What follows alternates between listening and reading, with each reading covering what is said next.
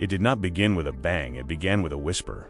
In the early 2000s, the global intelligence architecture was fractured, still reeling from the architectural shock of the previous decade's attacks. The war on terror was a brutalist, conventional affair in Afghanistan and Iraq. But the real war, the one that mattered, was being fought in the shadows, in the alleyways and server rooms of the gray zone states. And there was no state grayer than Sudan. Sudan was a paradox, a sprawling, sun-baked nation on the Red Sea that was both a pariah state and a crossroads. It was a place where ideologies, weapons, and operatives washed ashore, sheltered by a government that played all sides. In the humid, heavy air of Khartoum, loyalty was a commodity, and anonymity was a shield. It was here, under the protection of convenience, that al-Qaeda's logistical and operational spine had found a home. The target was not a household name. He was not the face on the posters. He was Abu Zaydin al-Masri, the engineer, in the secretive hierarchy of global jihad. He was the confirmed number 2. While the world hunted the figurehead, al-Masri was the one who made the organization function. He was the chief financier, the master logistician, the man who could move a team of operatives from Yemen to Bosnia, procure surface-to-air missiles in Mogadishu, and wire $500,000 from a Dubai front company to a cell in Hamburgal before his second prayer of the day. To the Israeli intelligence service, Mossad, al-Masri was more than a threat. He was an existential equation. He was the nexus point linking the organization's African networks with its ambitions in the Levant. He was, in the clinical language of an intelligence report, a critical node of instability. And for months, he was a ghost. Then the whisper came. It wasn't from a human source. It was a digital ghost in the machine, a fragment of data captured by the massive antenna arrays of Unit 8200, Israel's Signals Intelligence Corps. A burst transmission, heavily encrypted, was squirted from a satellite phone in the Horn of Africa. The transmission itself was meaningless, but the type of encryption key used was not. It was a signature. It was an old key, one last associated with a courier network. Al-Masri was believed to have run in the late 1990s. The transmission lasted 1.2 seconds. It was routed through a proxy in Cyprus, bounced off a server in Eastern Europe, and originated somewhere in Sudan, in the sterile, climate-controlled offices of Mossad headquarters north of Tel Aviv. This single data point landed on the desk of the Caesarea division, the department responsible for running agents. The brief was simple, almost impossible. Find the source of that signal, find the engineer. Sudan was a black hole for Israeli intelligence. It was a non-permissive environment in the most absolute sense. There was no friendly embassy, no diplomatic cover, no established Sinim network of local Jewish helpers to provide a safe car or a clean apartment. Operating in Khartoum was not like operating in Paris or Rome, where a COTSA field officer could blend into the tourist throngs. In Khartoum, a Western face was a beacon, instantly cataloged by the ubiquitous Mukhabarat, Sudan's feared internal security service. The Mossad needed a way in. Not a team, but a key. They needed a local. This is the unglamorous, patient work of espionage, sifting through mountains of data, looking for a crack. The Mossad's operations planning branch, cross-referenced the 8200 signal's faint geolocation data with every known file related to Khartoum. They looked at financial records, shipping manifests, and visa applications. The search led them to a man named Ibrahim Al-Amin. Al-Amin was not a terrorist. He was the opposite, a mid-level bureaucrat in the Sudanese Ministry of Telecommunications. He was 52 years old, educated in London, and quietly dismayed by the hardline Islamist turn his country had taken. His file in the Mossad system was thin, cobbled together from diplomatic chatter and academic contacts. He was listed as a potential asset, but had never been approached. He was a clean slate. More importantly, his department had recently overseen the installation of new fiber optic switching stations, the very infrastructure that high-level communications, even clandestine ones, would rely on. The problem was contact. A Mossad COTSA couldn't just walk into the ministry and ask for him. The recruitment had to be done off campus. They learned Al-Amin's father suffered from a rare heart condition. They waited. 3 months later, Al-Amin flew with his father to a specialist cardiac clinic in Frankfurt, Germany. The operation was a cold approach. The Katza who met him in the hospital cafeteria did not look like a spy. He looked like a pharmaceutical sales representative, compassionate and mildly bored. He introduced himself as Mr. Steiner, a consultant for a medical technology firm. They talked about the father's health. They talked about the weather in Khartoum. Then Steiner pivoted. He spoke about a mutual concern for the destabilizing elements who were taking advantage of Sudan's hospitality. He explained that his company was part of a consortium that wanted to invest in Sudan's medical infrastructure. But his investors were nervous. They needed assurances that their investments wouldn't be co-opted. Al-Amin understood immediately. This was not about medicine. The recruitment hinged on the classic framework: mice, money, ideology, coercion, ego. For Al-Amin, it wasn't coercion. It was a blend of ideology, his distaste for the extremist sand money, not for himself, but for his father's continued care. Steiner offered to cover the full astronomical cost of the experimental treatment. By the time Ibrahim Al-Amin boarded the plane back to Khartoum, he was a Mossad asset. He had a secure satellite phone, a list of dead drop locations, and a single critical mission. He was to be their eyes inside the Sudanese telecom ledger. He was to find the ghost in the wire. For 6 weeks, Al-Amin was silent. He returned to his bureaucratic life, the rhythm of his days unchanged. He was a good asset patient, disciplined, and terrified. His Mossad handler, Nadav, who had taken over from the recruitment officer, communicated with him only through encrypted, one-way text bursts. The instructions were simple. Listen. Do not search. The logic was sound. An active search running queries pulling files would create a digital footprint. The Mukhabarat might miss it, but if al-Masri had his own counterintelligence, he would spot it. Al-Amin's job was to simply be in the system, to wait for the target's data to flow past him. The break came not from a phone, but from a bill. A routine audit of international bandwidth usage flagged an anomaly. A specific cell tower in the upscale Al-Riyadh district of Khartoum was showing unusually high data uploads during pre-dawn hours, a classic sign of a squirt transmission. The usage was being billed to a shell company, a humanitarian aid organization based in Jeddah. This, by itself, was a minor red flag. But Al-Amin, now trained to see patterns, cross-referenced the shell company's registration.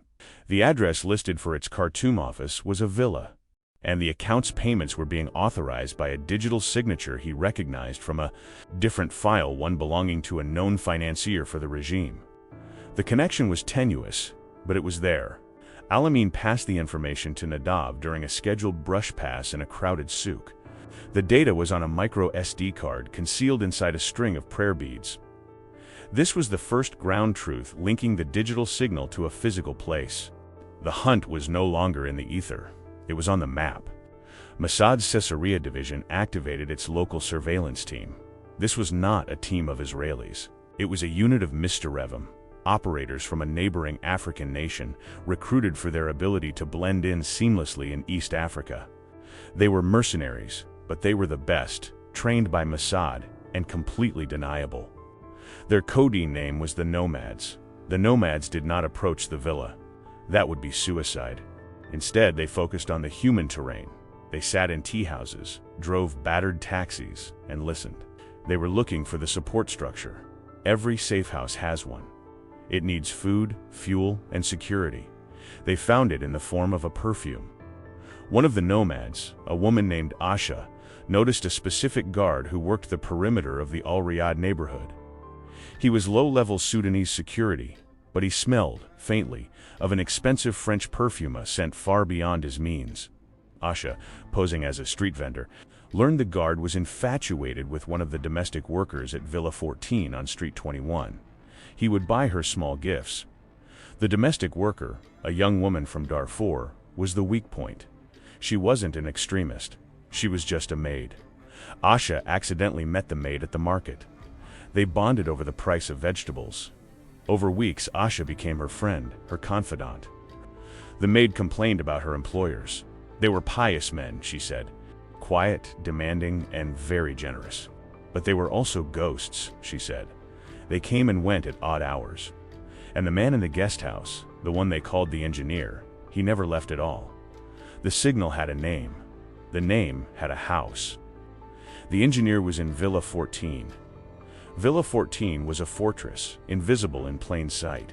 From the street, it was indistinguishable from the other compounds in Riyadh, a wealthy neighborhood where regime officials and foreign businessmen lived behind high, whitewashed walls.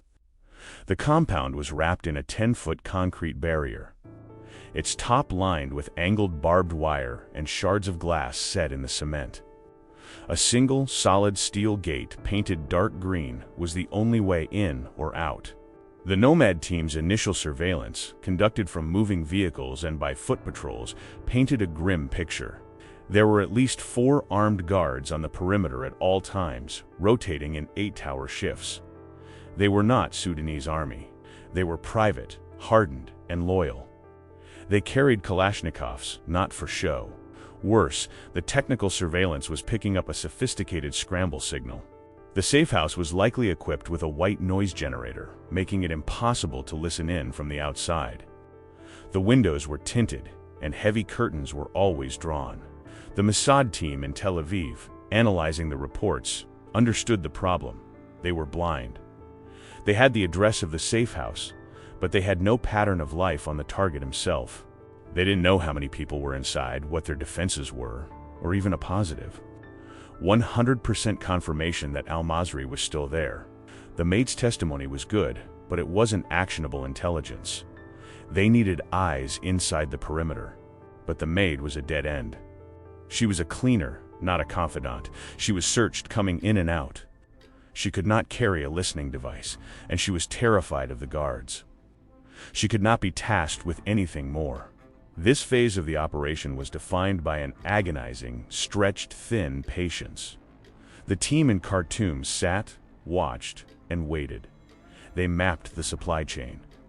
A bread van came every morning at 6 a.m., a water truck every Tuesday, a black Mercedes G-Wagon with diplomatic plates. Likely the courier arrived irregularly, always in the dead of night. This was the architecture of the Safehouse. It was designed to be self-sufficient, to defeat casual surveillance, and to be impregnable to a simple assault. Nadav, the handler, felt the pressure from Tel Aviv. The window was closing. The target could move at any time. The intelligence was growing stale. They had to escalate. The decision was made to establish a permanent an observation post. This was the most dangerous move they could make. It required putting a team in a fixed location, a location that could be discovered. The Nomads scouted the area. The villa was surrounded by other walled compounds. There was no direct line of sight from any adjacent building, but across the main road, about 400 meters away, was a half-finished high-rise building. It was a concrete skeleton, a monument to a stalled construction project. It was perfect. It offered a high-angle view overlooking the compound's walls. Getting a team in was the problem. The construction site was guarded. The solution was low-tech and brutalist. The Nomads, working with Al-Amin's contacts, arranged for the existing guard to be detained by a corrupt police patrol on a fake charge. In the 2-hour window that the site was unguarded, 2 Mossad specialists, a Katsa and a Seagint technician, were smuggled onto the 5th floor. They moved into a dark, unfinished concrete room, carrying enough water, food, and high-tech surveillance gear to last for 2 weeks. Their mission: do not move, do not make a sound, and watch. The new observation post was codenamed Zephyr, or Viper. It was less a room than a concrete box. Smelling of dust, rebar, and urine, the 2-man team, Gideon, the Katsa team leader, and Amir, the technical specialists, were now entombed. Their only connection to the outside world was a burst transmission radio and a 400-meter view of Villa 14. Their primary tool was a piece of equipment that looked like a telescope. It was a FLIR forward-looking infrared thermal imager combined with a high-powered digital optic and a laser rangefinder. It was military-grade, and it could read the date on a coin from a kilometer away. For the first 48 hours, they saw nothing. The compound remained a static, lifeless entity. The guards patrolled. The bread van came. The curtains remained drawn. Gideon and Amir worked in shifts. One slept while the other watched. They spoke in whispers. The heat was oppressive, rising to 120 degrees Fahrenheit during the day. They ate cold military rations and rationed their water. This was the job. This was the long, slow, agonizing burn of deep surveillance. On the third night at 2:17 a.m., Amir, scanning the compound with the thermal imager, whispered, "Gideon, I have movement. Roof." Gideon took the scope. The thermal imager cut through the darkness, painting the world in shades of white-hot and black-cold. On the roof of Villa 14, a heat signature had appeared. A trapdoor, previously invisible, had opened. A man climbed out. He was tall, slender. The thermal camera showed him as a bright white shape against the cool black of the roof tiles. He was holding a satellite phone. "He's making a call," Amir whispered, his fingers flying over a device designed to intercept satellite frequencies. The signal was encrypted, but the burst was captured. It was the same digital signature Unit 8200 had caught weeks ago. This was him. This was the engineer. The man stood on the roof for 10 minutes. He was restless, pacing. He could not be identified by face, but his silhouette was now seared into Gideon's memory. He was real. He was there. For the next week, the team in the Viper Op built the pattern of life. The target, Abu Zaydin al-Masri, lived in a reinforced annex at the back of the compound, separate from the main house where the guards and support staff lived. He surfaced on the roof every 48 hours, always between 2 o'clock and 3 a.m., to make his secure calls. He was disciplined. He never used the same phone twice. They saw more. They saw the guard rotation. They saw the QRF Quick Reaction Force, a Toyota pickup with a mounted machine gun hidden in a garage. They saw the power lines, the water mains, and the armored steel door that led to the target's annex. The intelligence was cued. They had him. Gideon made the burst transmission back to Tel Aviv.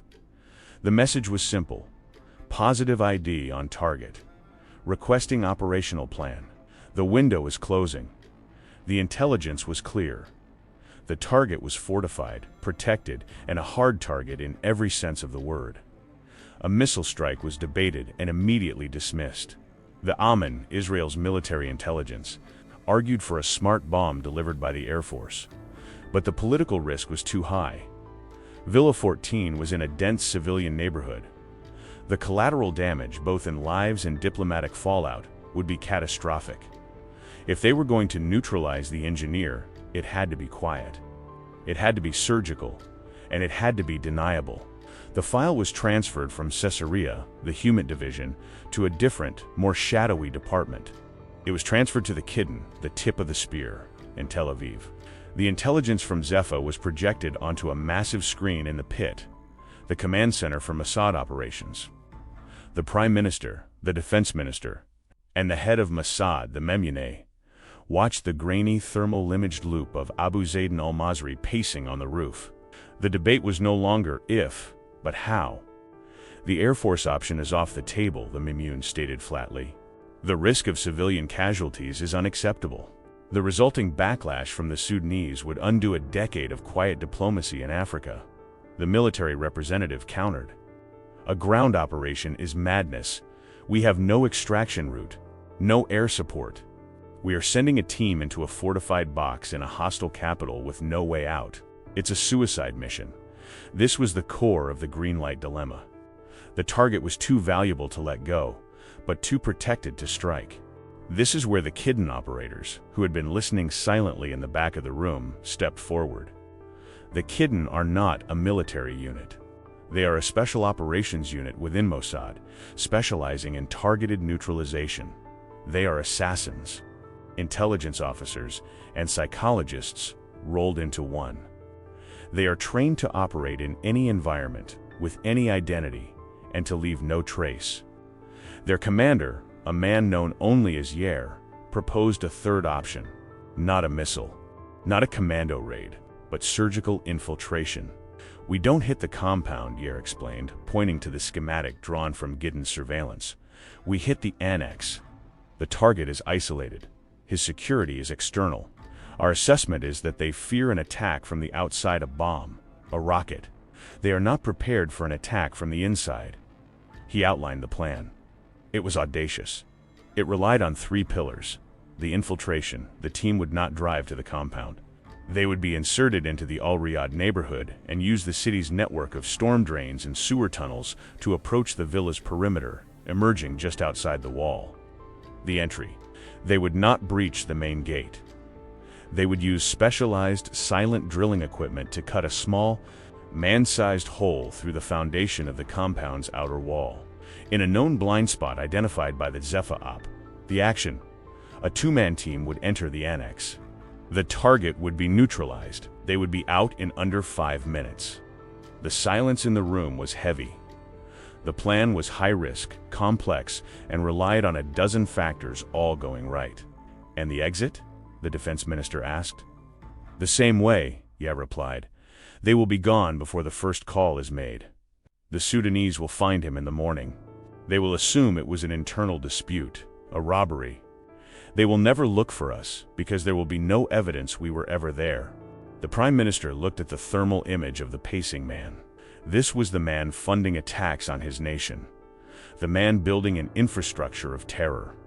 He looked at the Memune. "Green light," the Prime Minister said. "Give them whatever they need. But if this goes wrong, if one of an Israeli operator is captured, we do not know you. The State of Israel has no knowledge of this." The Memune nodded. This was the understood reality of the service. They will not be captured. The Kidden team was Shalif, or Blade. It consisted of 4 operators, but only 2 would go over the wall. The team leader was Ronan, a veteran operator, and Aitan, the technical specialist. They were chosen not just for their combat skills, but for their legends, their cover stories. They would not be entering Sudan on Israeli passports. That was impossible. They would be inserted as European engineers. The legend was meticulous. A Swiss geothermal energy company, GeoTerra, had recently won a small and legitimate, Mossad-arranged contract to do survey work for the Sudanese government. Ronan and Aitan were field technicians. They had business visas, letters of invitation from the Sudanese Ministry of Energy, and a full suite of geological survey equipment. Their survey equipment, packed in large, sterile Pelican cases, was anything but. It contained suppressed firearms, night vision goggles, secure communications gear. And Aitan's primary tool, a lightweight, diamond-tipped hydraulic drill designed to cut through concrete with minimal noise and vibration. The team was inserted commercially. They flew from Zurich to Dubai, and then on a commercial flight to Khartoum International Airport. They were just 2 more European businessmen, looking to make a deal in an African capital. They passed through customs, their equipment inspected and cleared by a bribed customs official that Alamein, the telecom asset, had arranged. They were met by a driver from the ministry, also part of the plan, and taken to the Acropole Hotel, a Khartoum landmark known for housing journalists, aid workers, and spies. For 3 days, they did nothing. They played their roles perfectly. They attended meetings at the ministry. They were seen in the hotel restaurant complaining about the heat and the slow Wi-Fi. They were boring. They were gray. They were exactly what they were supposed to be. Meanwhile, the Zephyr, Opgidden, and Amir, still in their concrete tomb, was watching for the final trigger. The trigger was the arrival of the courier, the black G-Wagon. The arrival of the courier signaled 2 things. First, that al-Masri was receiving new funds or instructions, and second, that he would be distracted. During this handover, security would be at its tightest, focused outward to protect the courier, not inward on the target.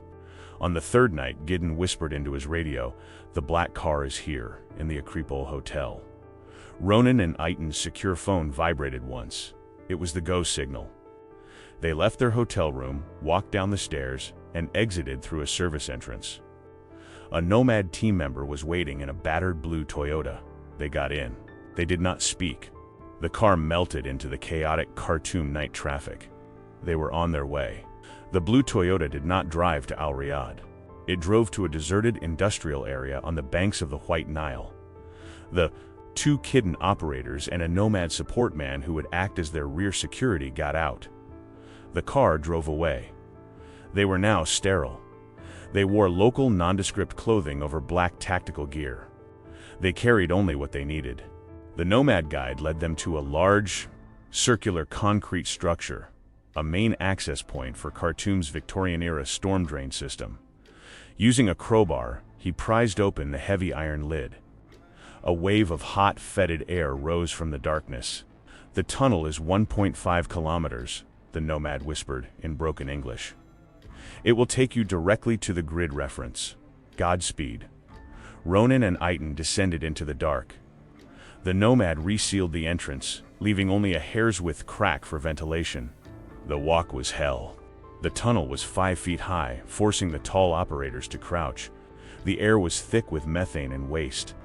They moved in total darkness, relying on their night vision goggles, which painted the world in an eerie monochrome green. They waded through ankle-deep, foul-smelling water. Their footsteps were muffled by the sludge. They were alone, no support. No exfiltration team on standby. If they were compromised, they would die in the dark, and their bodies would never be found. After 45 agonizing minutes, Eitan, who was navigating via a wrist-mounted GPS, held up a hand. "We are at the ingress point." They were directly beneath a ventilation shaft. Ronan checked his watch. 1:30 a.m. They were on schedule.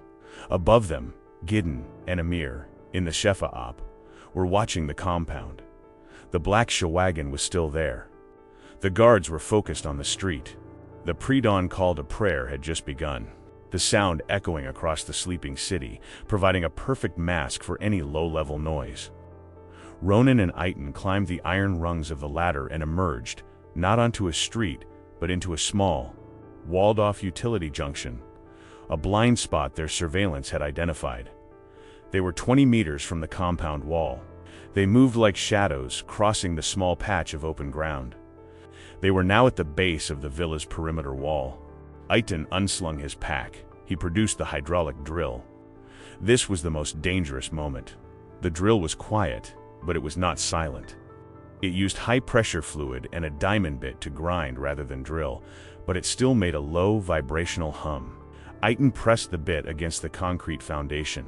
Ronan stood guard, his suppressed pistol drawn, watching the top of the wall. For 20 minutes, the only sound was the low, whining groan of the drill and the distant call to prayer. Eitan worked with the focus of a surgeon, drilling a series of small, interconnected holes. Finally, with a soft thud, a perfectly circular section of the concrete, 2 feet in diameter, was free.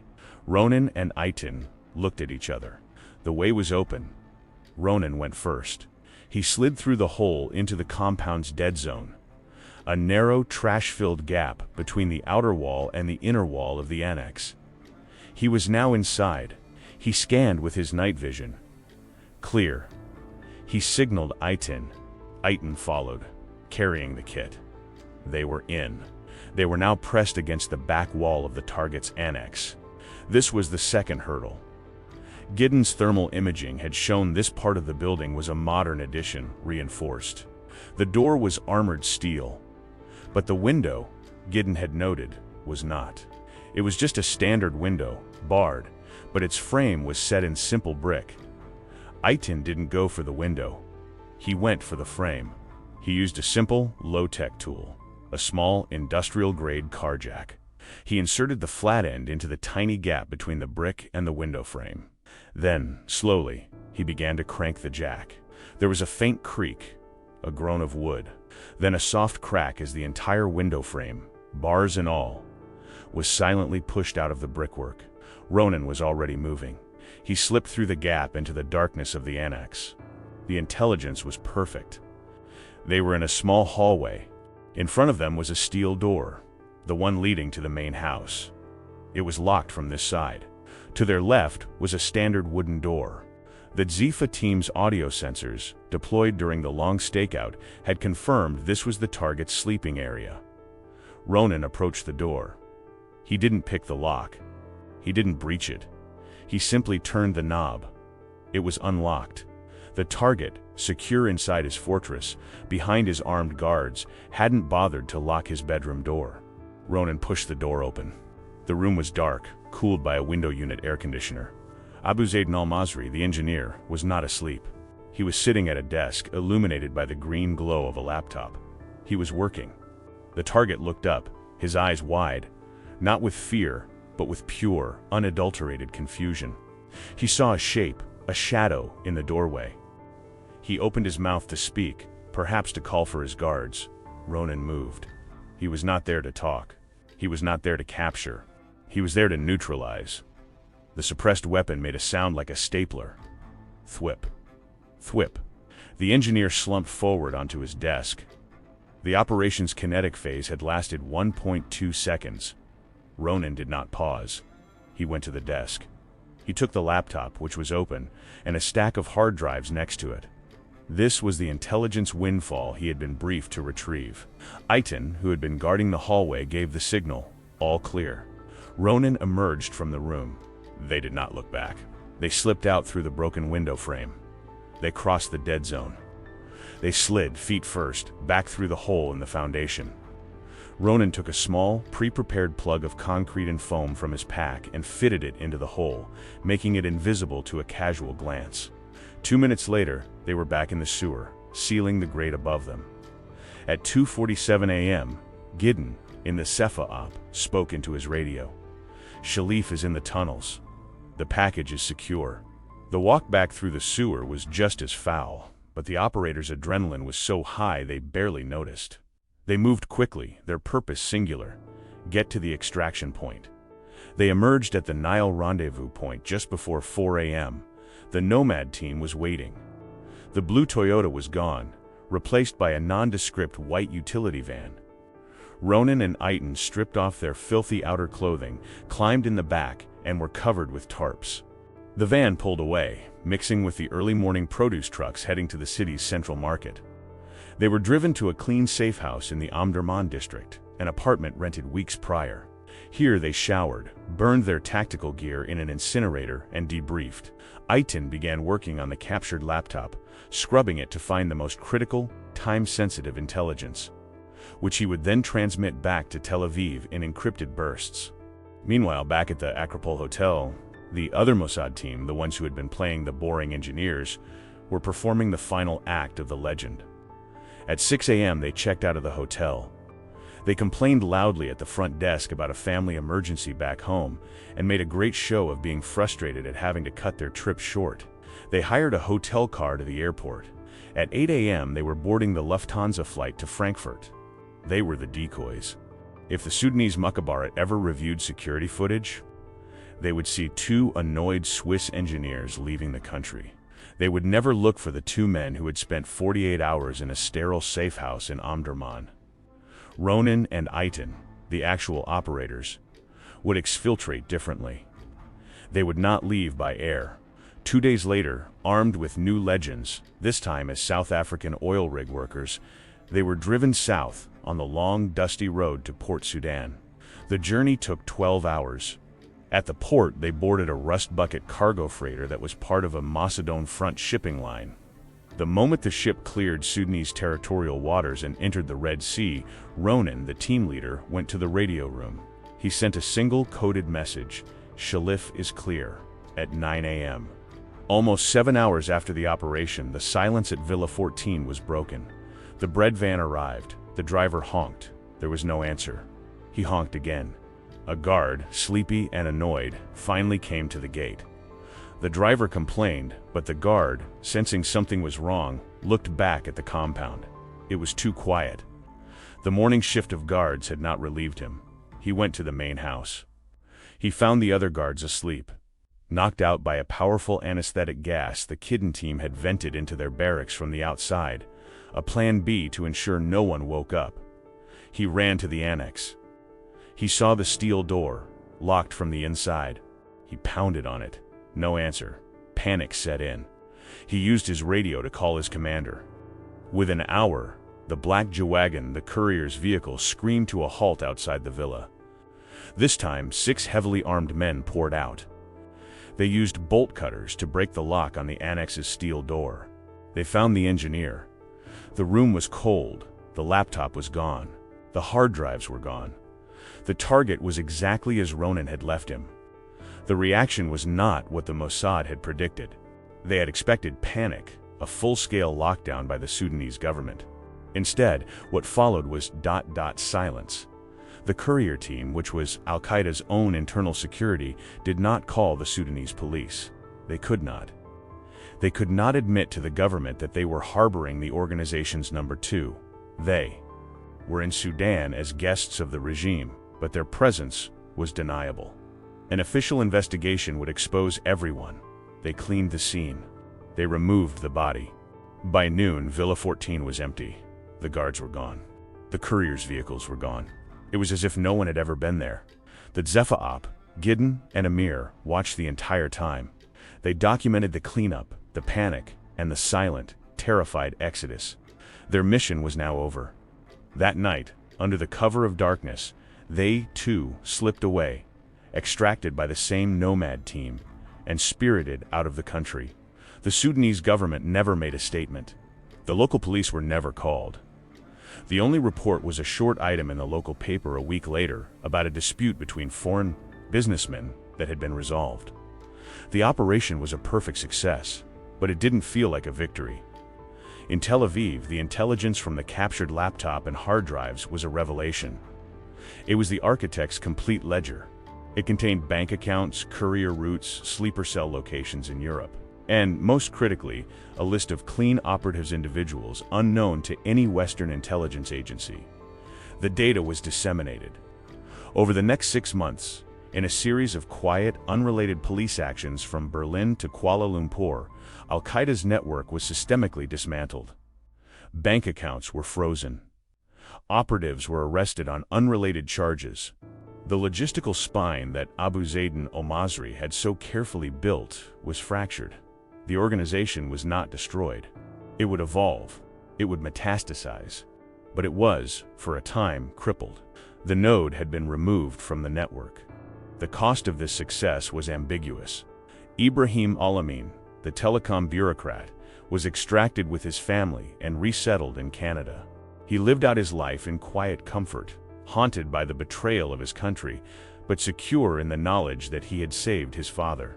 The nomad team was paid and disappeared back into the African shadows. For the Kidden team, Shalif, there was no parade. There was a quiet debrief, a handshake from the Mimune, and a week of mandatory psychological decompression. Then, they were given new files, new targets. The operation in Khartoum became a case study at Mossad headquarters, a cleanup. It was a model of surgical neutralization, but the term neutralization is a sterile word, an administrative word for a deeply human act. It implies a problem has been solved, a threat rendered inert. On the rooftop in Sudan, Abu Zaydin al-Masri had been a man, pacing, worrying about his network, his beliefs, his own security. In the 1-2 seconds it took Ronan to act, he was neutralized, reduced from a critical node to a non-factor. The war in the shadows continued. The engineer was gone, but the design remained. The Mossad had proven it could reach its enemies anywhere, with terrifying precision. But the operation's true legacy was the silence that followed. The silence of the villa. The silence of the Sudanese government, and the silence of the intelligence community. It was a testament to the fact that the most significant events in modern history are often the ones that, by design, never happened at all.